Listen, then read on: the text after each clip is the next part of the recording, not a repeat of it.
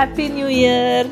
ಮೊದಲಿಗೆ ನಮ್ಮ ವಿಡಿಯೋ ಶುರುವಾಗುವ ಮುಂಚೆ ಎಲ್ಲರಿಗೂ ಹೊಸ ವರ್ಷದ ಹಾರ್ದಿಕ ಶುಭಾಶಯಗಳು. ಈ ವರ್ಷದ ಇದು ಫಸ್ಟ್ ವಿಡಿಯೋ. ನಾವು ಫಸ್ಟು ದೇವಸ್ಥಾನಕ್ಕೆ ಹೋಗೋಣ ಅಂತ ಇವತ್ತು ನಾವು ಕೋಟಿಲಿಂಗೇಶ್ವರ ದೇವಸ್ಥಾನಕ್ಕೆ ಹೋಗ್ತಾ ಇದ್ದೀವಿ. ಇದು ಬೆಂಗಳೂರಿನಿಂದ ಸುಮಾರು 95 ಕಿಲೋಮೀಟರ್ ಡಿಸ್ಟೆನ್ಸಲ್ಲಿ ಇದೆ. ತುಂಬ ಹತ್ರನೇ ಇದೆ. ಟ್ರಾಫಿಕ್ ಇಲ್ಲ ಅಂದರೆ ನೀವು ಆರಾಮಾಗಿ 1-1.5 ಅವರ್ ಲೆಕ್ಕ. ಬಟ್ ಏನಂದರೆ ಟ್ರಾಫಿಕ್ ಇದ್ದೇ ಇರುತ್ತೆ ಬೆಂಗಳೂರು, ನಿಮಗೆ ಗೊತ್ತೇ ಇದೆ. ಸೊ ಹಾಗಾಗಿ 2 ಅವರ್ ಆಗುತ್ತೆ, 2-2.5 ಅವರ್ ಮೇಲೆ ಟ್ರಾಫಿಕ್ ಇದ್ದಾಗೆ. ಕೋಟಿಲಿಂಗೇಶ್ವರಕ್ಕೆ ಹತ್ರದಲ್ಲಿರುವಂಥ ರೈಲ್ವೆ ಸ್ಟೇಷನ್ ಅಂದರೆ ಕೋರಮಂಡಲ ರೈಲ್ವೆ ಸ್ಟೇಷನ್ ಅಂತ. ಡೈಲಿ ಒಂದು ಪ್ಯಾಸೆಂಜರ್ ಟ್ರೈನ್ ಇದೆ ಯಶವಂತಪುರದಿಂದ. ಬೆಳಗ್ಗೆ 7 ಗಂಟೆಗೆ ಬಿಡುತ್ತೆ. ಅದು 8:30 ಅಷ್ಟೊತ್ತಿಗೆ ನೀವು ಈ ಕೋರಮಂಡಲ ರೈಲ್ವೆ ಸ್ಟೇಷನ್ ತಲುಪಬಹುದು. ಅಲ್ಲಿಂದ ಕೋಟಿಲಿಂಗೇಶ್ವರ ಕೇವಲ 5 ಕಿಲೋಮೀಟರ್ ಡಿಸ್ಟೆನ್ಸಲ್ಲಿದೆ, 5ರಿಂದ 6. ನೀವು ಬೇಕಿದ್ರೆ ಅಲ್ಲಿಂದ ಆಟೋಲ್ಲಿ ಹೋಗ್ಬೋದು. 120ರಿಂದ 150 ರೂಪಾಯಿ ತಗೊಳ್ತಾರೆ. ಅದರ ಬದಲು ನೀವು ಬೇಕಿದ್ರೆ, ಇದು ಪ್ಯಾಸೆಂಜರ್ ಟ್ರೈನ್ ಆಗಿರೋದ್ರಿಂದ ಬಂಗಾರಪೇಟೆ ಅಥವಾ ನೀವು ಕೋಲಾರದಲ್ಲಿ ಸಹ ಇಳ್ಕೋಬಹುದು ಬೇಕಿದ್ರೆ ಟ್ರೈನ್ನ. ಅಲ್ಲಿಂದ ಬಸ್ಸಿನ ವ್ಯವಸ್ಥೆ ಇದೆ. ಅಲ್ಲಿಂದ ಅರ್ಧ ಗಂಟೆಗೆ ಒಂದೊಂದು ಬಸ್ಸಿನ ವ್ಯವಸ್ಥೆ ಸಹ ಇದೆ. ನೀವು ಬೇಕಿದ್ರೆ ಬಸ್ಸಲ್ಲೂ ಸಹ ಹೋಗ್ಬೋದು. ಇನ್ನು ನೀವು ಟ್ರೈನ್ ಅಲ್ಲ, ನಾನು ಬಸ್ಸಲ್ಲಿ ಹೋಗ್ತೀನಿ ಅನ್ನೋದಾದ್ರೂ ಬಸ್ಸು ಸುಮಾರು ಬಸ್ಸುಗಳಿರುತ್ತೆ.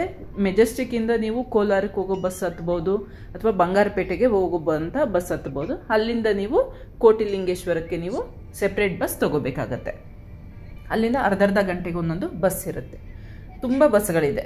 ಇನ್ನು ನೀವು ಕಾರಲ್ಲಿ ಸ್ವಂತ ವೆಹಿಕಲಲ್ಲಿ ಅಲ್ಲಿ ಹೋಗೋದಾದರೆ KR ಪುರಂ, ಅದೊಂದು ಹ್ಯಾಂಗಿಂಗ್ ಬ್ರಿಡ್ಜ್ KR ಪುರಂದೊಂದು ದಾಟಿಬಿಟ್ರೆ ಟ್ರಾಫಿಕ್ ಎಲ್ಲ ಆಲ್ಮೋಸ್ಟ್ ಹೋದಂಗೆ ಬೆಂಗಳೂರ್ದು. ಅಲ್ಲಿಂದ ಹೊಸಕೋಟೆ ಆಮೇಲೆ ಕೋಲಾರ ಬೈಪಾಸ್ ಸಿಗುತ್ತೆ. ಅಲ್ಲಿಂದ ನೀವು ಕೋಟಿಲಿಂಗೇಶ್ವರ ಬಂದ್ಬಿಡ್ಬೋದು.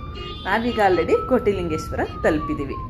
ಇವತ್ತು ತುಂಬ ಜನ ಇದ್ದಾರೆ. ಜನವರಿ 1 ಆಗಿರೋದ್ರಿಂದ ಸುಮಾರು ಜನ ಬಂದಿದ್ದಾರೆ. ಸೊ ಹಾಗಾಗಿ ತುಂಬ ವೆಹಿಕಲ್ಸ್ ಬಂದಿದೆ. ಈಗ ಬನ್ನಿ ಹಾಗೆ ಹೋಗೋಣ. ಈಗ ನೋಡಿ, ಇಲ್ಲಿ ಪಾರ್ಕಿಂಗ್ ವ್ಯವಸ್ಥೆ ಸಹ ಇದೆ. 30 ರೂಪಾಯಿ ಪಾರ್ಕಿಂಗ್ ವ್ಯವಸ್ಥೆಗೆ 5 ಕಡೆ ಪಾರ್ಕಿಂಗ್ ವ್ಯವಸ್ಥೆ ಮಾಡಿದ್ರು. ಆದರೂ ವೆಹಿಕಲ್ ಫುಲ್ ಆಗಿತ್ತು, ಅಷ್ಟು ಜನ ಬಂದಿದ್ದಾರೆ. ಆಮೇಲೆ ಇಲ್ಲಿ ನೀವು ನೋಡ್ಬೋದು, ಅಲ್ಲಲ್ಲಿ ಸ್ವಲ್ಪ ಪ್ರಸಾದ ಥರ ಕೊಡ್ತಾ ಇದ್ದಾರೆ. ಊಟದ ವ್ಯವಸ್ಥೆ ಫಸ್ಟು ಇತ್ತು ಅಂತ ಹೇಳ್ತಿದ್ರು, ಬಟ್ ಈಗ ಇಲ್ಲ. ಪ್ರಸಾದ ಹಂಚ್ತಾ ಇದ್ರು. ಇವತ್ತು ವಿಶೇಷವಾಗಿ ಹೊಸ ವರ್ಷ ಅಂತ ಹಂಚ್ತಾ ಇದ್ರು. ಸುಮಾರು ಸ್ವಲ್ಪ ದೂರ ನಡ್ಕೊಂಡು ಹೋಗ್ಬೇಕಾಗತ್ತೆ ನಾವು. ಪಾರ್ಕಿಂಗ್ ಸ್ವಲ್ಪ ದೂರ ಇದೆ. ಅಲ್ಲಲ್ಲಿ ಮಕ್ಕಳದು ಗೊತ್ತಲ್ಲ, ಆಟ ಸಾಮಾನು, ಈ ಥರ ಮೆಹಂದಿ ಹಾಕೋದು ಎಲ್ಲ ಇದೆ. ಇನ್ನು ದೇವಸ್ಥಾನದ ಬಗ್ಗೆ ಹೇಳೋದಾದರೆ ಟೈಮಿಂಗ್ ಅಂದರೆ ಬೆಳಗಿನ ಜಾವ 6 ಗಂಟೆಗೆ ಓಪನ್ ಆಗುತ್ತೆ. 6 ಗಂಟೆಯಿಂದ 9 ಗಂಟೆವರೆಗೂ ಓಪನ್ ಇರುತ್ತೆ ಅಂತ ಹೇಳಿದ್ದಾರೆ. ಸುಮಾರು ಜನ ಬರ್ತಾರೆ ಇಲ್ಲಿಗೆ. ಅದರಲ್ಲೂ ಶಿವರಾತ್ರಿಯ ದಿನ ಅಂತೂ ಲಕ್ಷಾಂತರ ಜನ ಸೇರ್ತಾರೆ. ಇಲ್ಲಿ ಸಾವಿರಾರಲ್ಲ, ಲಕ್ಷಾಂತರ ಜನನೇ ಸೇರ್ತಾರೆ.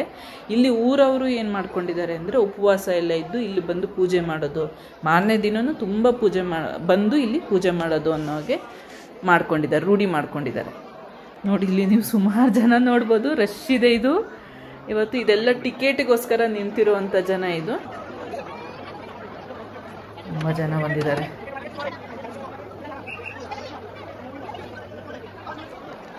ಏನಂದರೆ ನೋಡಿ, ಟಿಕೆಟು 20 ರೂಪಾಯಿ ಅಷ್ಟೇ ಪ್ರವೇಶ. ಬೇರೆ ವಿಶೇಷ ದರ್ಶನ ಅಂಥದ್ದೇನೂ ಇರಲಿಲ್ಲ.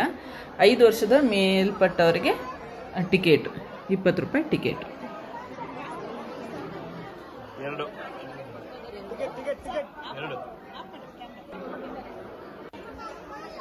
ಈಗ ನಾವು ಒಳಗಡೆ ಬಂದಿದ್ದೀವಿ. ನೀವು ನೋಡಿ, ಎಂಟರ್ ಆಗ್ತಿದ್ದಾಗೆ ನೋಡ್ಬೋದು ಓಂ ನಮಃ ಶಿವಾಯ ಅಂತ ಬರೆದಿದ್ದಾರೆ ಎಲ್ಲ ಕಡೆ. ಇನ್ನು ಹಾಗೆ ಕಣ್ಣು ಆಯಿಸಿದ ಕಡೆಯೆಲ್ಲ, ನೀವು ನೋಡಿದ ಕಡೆಯೆಲ್ಲ ಇಲ್ಲಿ ಪುಟ್ಟ ಶಿವಲಿಂಗಗಳು ನೀವು ನೋಡ್ತಾ ಹೋಗ್ಬೋದು. ಎಷ್ಟೊಂದಿದೆ. ಮತ್ತು ಇಲ್ಲಿ ನೀವು ಏನಾದರೂ ಶಿವಲಿಂಗನ ನೀವು ಪ್ರತಿಷ್ಠಾಪನೆ ಮಾಡಿದ್ರೆ ಅಥವಾ ಬಂದು ಸುಮ್ಮನೆ ಸಹ ಬಂದು ನೀವು ಯಾವುದು ಪ್ರತಿಷ್ಠಾಪನೆ ಮಾಡಿದ್ರೂ ಆ ಶಿವನಿಗೆ ನೀವು ಪೂಜೆನೂ ಮಾಡ್ಬೋದು. ಅಥವಾ ಬೇರೆ ಯಾವುದಕ್ಕಾದರೂ ನಿಮ್ಮ ಅನುಕೂಲ ನೋಡಿಕೊಂಡು ಪೂಜೆ ಮಾಡುವ ವ್ಯವಸ್ಥೆ ಸಹ ಇದೆ, ನೀವು ಮಾಡ್ಕೋಬೋದು. ಸುತ್ತ ನೋಡಿ, ಅಲ್ಲಿ ಎಲ್ಲ ಮಾಡ್ತಿದ್ರಲ್ಲ, ಆ ಥರ ಪೂಜೆ ಸಹ ಮಾಡ್ಬೋದು. ನಿಮಗೆ ಇಲ್ಲಿ 1 ಅಡಿ, 3 ಅಡಿ ಮತ್ತು 5 ಅಡಿ ಶಿವಲಿಂಗಗಳು ಸಿಗುತ್ತೆ. ನಿಮಗೆ ಬೇಕಿದ್ದರೆ ನೀವು ಪ್ರತಿಷ್ಠಾಪನೆ ಮಾಡ್ಬೋದು. ಹೆಚ್ಚಿನ ಮಾಹಿತಿಗೆ ನೀವು ಇಲ್ಲಿನ ಪುರೋಹಿತರುಗಳು, ಅಡ್ಮಿನಿಸ್ಟ್ರೇಟಿವ್ ಆಫೀಸ್ ಇರುತ್ತಲ್ಲ, ಅಲ್ಲಿ ನೀವು ವಿಚಾರಿಸ್ಕೋಬಹುದು ಬೇಕಿದ್ರೆ. ಇನ್ನು ಹಾಗೆ ಇಲ್ಲಿ ದೇವಸ್ಥಾನದ ಎದುರುಗಡೆನೆ ಇಲ್ಲೇ ಚಿಕ್ಕ ಒಂದು ಬಿಲ್ವತ ಮರ ಹಾಗೆ ಒಂದು ನಾಗಪುಷ್ಪ ಮರ ಇದೆ. ಆ ಮರಕ್ಕೆ ನೀವು ಇಲ್ಲಿ ನೀವು ದಾರ ಮಾರ್ತಾ ಇದ್ದಾರಲ್ಲ, ಅದನ್ನು ಕೋರಿಕೆ ದಾರ ಅಂತ ಹೇಳ್ತಿದ್ರು. ಅದನ್ನು ನೀವು ತಗೊಂಡು ನಿಮ್ಮ ಹರಕೆ ಏನಾದರೂ ಇದ್ದರೆ ಅದು ನೆರವೇರಲಿ ಅಂತ ಕೋರಿಕೆ ಮಾಡಿಕೊಂಡು ಆ ಮರಕ್ಕೆ ನೀವು ಕಟ್ಟಬೇಕು. ಆ ಕಟ್ಟಿದಾಗ ನಿಮ್ಮ ಹರಕೆ ಈಡೇರುತ್ತೆ ಅಂತ ಹೇಳ್ತಾರೆ. ನೀವು ನೋಡ್ಬೋದು ಕೆಲವರೆಲ್ಲ ತೊಟ್ಟಿಲು ಅದು ಇದೆಲ್ಲ ಕಟ್ತಿದ್ರು.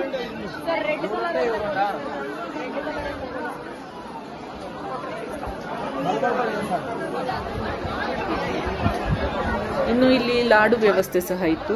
ಬೆಲ್ಲದ ಲಾಡು ಹಾಗೆ ಸಕ್ಕರೆ ಲಾಡು ಎರಡೂ ತರಹದ ಲಾಡುನೂ ಮಾರ್ತಾ ಇದ್ರು. ಇಲ್ಲಿ ಪ್ರಸಾದಕ್ಕೆ ನೀವು ತಗೋಬಹುದು. 100 ರೂಪಾಯಿಗೆ 2 ಲಾಡು ಮಾರ್ತಾ ಇದ್ರು. ಇಲ್ಲಿ ಸುಮಾರು 11 ಪ್ರತ್ಯೇಕವಾದ ದೇವಸ್ಥಾನಗಳನ್ನು ಸಹ ನೀವು ನೋಡಬಹುದು. ಈಗ ಅಲ್ಲಿ ನೋಡ್ತಿರೋದು ನೀವು ಬ್ರಹ್ಮ, ವಿಷ್ಣು ಹಾಗೆ ಮಹೇಶ್ವರ ದೇವಸ್ಥಾನ. ಅದನ್ನು ಬಿಟ್ಟು ನಿಮಗೆ ಇಲ್ಲಿ ಅನ್ನಪೂರ್ಣೇಶ್ವರಿ, ಕೌಮಾರಿ ಅಮ್ಮನವರ ದೇವಸ್ಥಾನ, ವೆಂಕಟರಮಣ ಸ್ವಾಮಿ, ಪಾಂಡುರಂಗ ಸ್ವಾಮಿ, ಆಮೇಲೆ ರಾಮ, ಸೀತೆ ಹಾಗೂ ಲಕ್ಷ್ಮಣ ಇರುವಂಥ ದೇವಸ್ಥಾನ, ಪಂಚಮುಖಿ ಗಣಪತಿ ದೇವಸ್ಥಾನ, ಆಂಜನೇಯ ದೇವಸ್ಥಾನ ಹಾಗೆ ಕನ್ನಿಕಾ ಪರಮೇಶ್ವರಿ ಅಮ್ಮನವರ ದೇವಸ್ಥಾನ ಸಹ ಇದೆ. ಪ್ರತ್ಯೇಕವಾದ 11 ದೇವಸ್ಥಾನಗಳನ್ನು ಸಹ ನೀವು ನೋಡಬಹುದು. ಇಲ್ಲಿ ಕ್ಯಾಮ್ರಾ ಎಲ್ಲ ಅಲೋ ಇರಲಿಲ್ಲ ಒಳಗಡೆ ದೇವರನ್ನ ನಾನು ನಿಮಗೆ ತೋರ್ಸೋಕ್ಕೆ. ಸೊ ಹಾಗಾಗಿ ನಾವು ಫೋಟೋ ತೆಗಿಯೋಕ್ಕಾಗಲಿಲ್ಲ. ಇನ್ನು ಈ ದೇವಸ್ಥಾನದ ಬಗ್ಗೆ ಹೇಳೋದಾದರೆ, ಮೊದಲನೆಯದಾಗಿ ಬೆಮ್ಮಲ್ನಲ್ಲಿ ವರ್ಕ್ ಮಾಡ್ತಿದ್ದ ಸಾಂಬ ಶಿವಮೂರ್ತಿ ಅನ್ನೋರು ಅವರ ಜಮೀನಿನಲ್ಲಿ ಮೊದಲನೆಯದಾಗಿ ಒಂದು ಶಿವಲಿಂಗನ ಸ್ಥಾಪನೆ ಮಾಡ್ತಾರೆ. ಒಂದು ದೇವಸ್ಥಾನ, ಪುಟ್ಟದಾಗ ಒಂದು ದೇವಸ್ಥಾನ ಕಟ್ತಾರೆ. ಅವ್ರ ಜಮೀನಿನಲ್ಲೇ ಮಾಡಿಕೊಂಡು ಅದೇ ಇವತ್ತು 15 ಎಕರೆ ಜಮೀನಿನಲ್ಲಿ ಬಹಳ ವಿಸ್ತಾರವಾಗಿ ಇವತ್ತು ಇಷ್ಟು ದೊಡ್ಡದಾಗಿ ಬೃಹದಾಕಾರವಾಗಿ ಬೆಳೆದಿದೆ ಅಂತಲೇ ಹೇಳ್ಬೋದು. ಅವರ ಆಸೆ ಇತ್ತು ಇದು. 108 ಅಡಿಯ ಒಂದು ಶಿವಲಿಂಗನ ಸ್ಥಾಪನೆ ಮಾಡೋದು ಅವರ ಆಸೆ ಇದು. ಮತ್ತು ವಿಶ್ವದಲ್ಲೇ ದೊಡ್ಡದಾದ ಶಿವಲಿಂಗ ಇದಾಗಿದೆ ಇವತ್ತು, 108 ಅಡಿಯ ಶಿವಲಿಂಗ. ಮತ್ತು ಇಲ್ಲಿ ಒಟ್ಟು ಒಂದು ಕೋಟಿಲಿಂಗೇಶ್ವರ ಅಂತ ಹೆಸರು ಬಂದಿರೋದೇ ಅದೇ ಥರ, ಕೋಟಿ ಶಿವಲಿಂಗ ಇದೆ ಅನ್ನೋ ಥರ. ಇಲ್ಲಿ ಈಗ ಸದ್ಯಕ್ಕೆ 90 ಲಕ್ಷಕ್ಕಿಂತ ಹೆಚ್ಚಿನ ಸಂಖ್ಯೆಯ ಶಿವಲಿಂಗಗಳು ಪ್ರತಿಷ್ಠಾಪನೆ ಆಗಿದೆ. ಇನ್ನು ಕೋಟಿ ಹತ್ರ ಇನ್ನೇನು ತಲುಪ್ತಾ ಇದ್ದೀವಿ ನಾವು ಆಲ್ರೆಡಿ.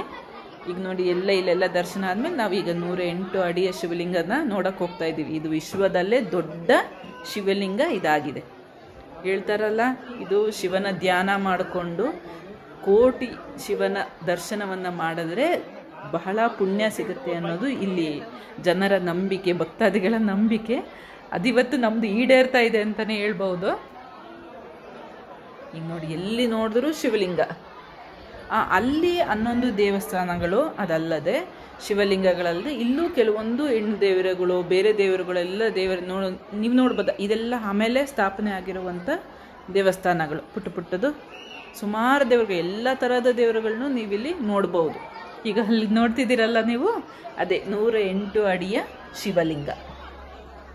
ಸಂಜೆ ಟೈಮು ಇನ್ನೂ ತುಂಬ ಚೆನ್ನಾಗಿ ಕಾಣುತ್ತೆ ಅಂತ ಹೇಳ್ತಾರೆ. ಸನ್ಸೆಟ್ ಆಗ್ತಿರುತ್ತಲ್ಲ, ಸೂರ್ಯ ಮುಳುಗಬೇಕಾದ್ರೆ ತುಂಬ ಚೆನ್ನಾಗಿ ಕಾಣುತ್ತಂತೆ ಇಲ್ಲಿ ವ್ಯೂ.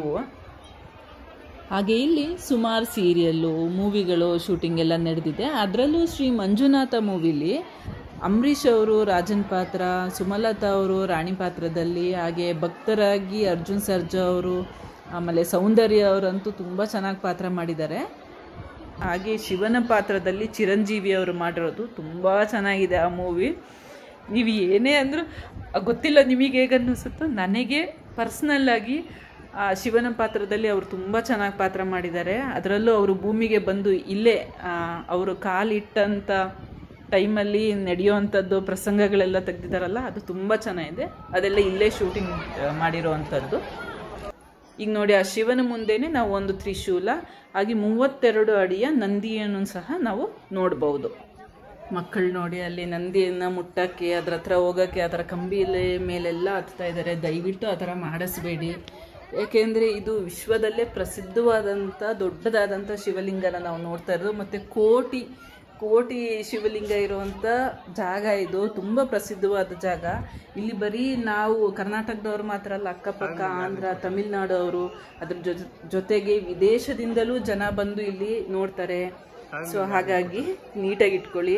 ಇದು ನೋಡಿ, ಇದು ಮೆಗಾಸ್ಟಾರ್ ಚಿರಂಜೀವಿ ಅವರು ಪ್ರತಿಷ್ಠಾಪನೆ ಮಾಡಿರುವಂಥ ಶಿವಲಿಂಗ ಅದು. ಹಾಗೆ ಇನ್ನೂ ಸುಮಾರು ಜನ ಕಲಾವಿದರು ಇಲ್ಲಿ ಪ್ರತಿಷ್ಠಾಪನೆ ಮಾಡಿದ್ದಾರೆ ಶಿವಲಿಂಗನ. ಹಾಗೆ ಇಲ್ಲಿ ರಜನಿಕಾಂತ್ ಅವರು ಮಾಡಿದ್ದಾರೆ ಅಂತಂದ್ರು, ನಿಮಗೆ ತೋರಿಸ್ತೀವಿ ಅದನ್ನು.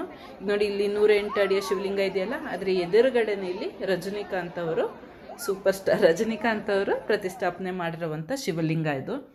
ಈಗ ನಾವಿವತ್ತು ಈ ವಿಡಿಯೋದಲ್ಲಿ ಹೇಗೆ ಬರೋದು, ಟ್ರೈನಲ್ಲಿ ಹೇಗೆ ಬರ್ಬೋದು, ನೀವು ಬಸ್ಸಲ್ಲಿ ಹೇಗೆ ಬರ್ಬೋದು, ಕಾರಲ್ಲಿ ಹೇಗೆ ಬರೋವಂಥದ್ದು ಎಲ್ಲವನ್ನೂ ಹೇಳಿದ್ದೀವಿ. ಬಂದು ಇಲ್ಲಿ ಏನು ಮಾಡಬೇಕು ಅಂತಲೂ ಹೇಳಿದ್ದೀವಿ. ಕೋರಿಕೆ ದಾರ ಕಟ್ಟೋದು, ಹಾಗೆ ಇಲ್ಲಿ ಶಿವನ ಲಿಂಗನ ಪ್ರತಿಷ್ಠಾಪನೆ ಮಾಡ್ಬೋದು, ಎಲ್ಲವನ್ನೂ ಹೇಳಿದ್ದೀವಿ. ಈ ವಿಡಿಯೋದಲ್ಲಿ ನಿಮಗೇನಾದರೂ ಇಷ್ಟ ಆಗಿದ್ದರೆ, ಇನ್ಫಾರ್ಮೇಷನ್ ಏನಾದರೂ ಲೈಕ್ ಮಾಡಿ, ಶೇರ್ ಮಾಡಿ, ಹಾಗೆ ಕಮೆಂಟ್ ಸಹ ಮಾಡಿ. ಇನ್ನು ಹೊರಗಡೆ ಹೋದ್ಮೇಲೆ ಇಲ್ಲಿ ಊಟದ ವ್ಯವಸ್ಥೆ ಸದ್ಯಕ್ಕೆ ಇಲ್ಲ, ನಿಲ್ಲಿಸಿದ್ದಾರೆ ಅಂತ ಹೇಳಿದ್ರು. ಸೊ ನೀವು ಊಟ ತಿಂಡಿನೂ ನೀವೇ ವ್ಯವಸ್ಥೆ ಮಾಡ್ಕೋಬೇಕಾಗಂತೆ. ಇನ್ನು ಇಲ್ಲಿ ಪುಟ್ಟ ಶಿವಲಿಂಗ ಅದು ಎಲ್ಲ ಮಾಡ್ತಾರೆ, ತಗೋಬಹುದು. ಈ ಕುದುರೆ ಸವಾರಿ ಸಹ ಇದೆ, ನೀವು ಬೇಕಿದ್ರೆ ಮಾಡ್ಬೋದು. ವಿಡಿಯೋ ಇಷ್ಟ ಆಗಿದ್ರೆ ಲೈಕ್ ಮಾಡಿ.